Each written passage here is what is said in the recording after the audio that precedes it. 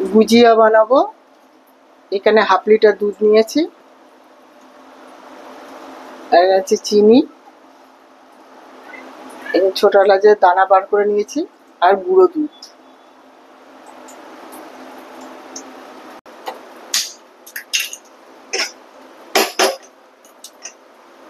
প্রথমে চিনিটা দেবো, চিনিটা দিয়ে চিনিটা গলিয়ে নেব।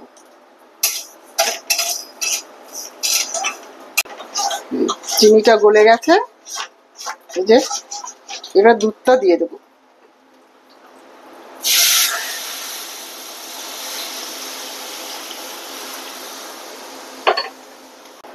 এবার গুঁড়ো দুধটা দিয়ে দেবো, দিয়ে অনবরত নাড়াবো যতক্ষণ না শুকাচ্ছে, এরকম নাড়িয়ে যাবে।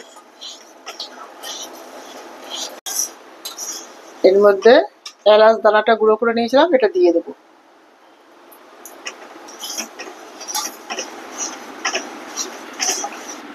দুধটা শুকিয়ে গেছে, এই যে শুকিয়ে গেছে। এবার এটাকে একটা পাত্রে নামিয়ে ঠান্ডা করব।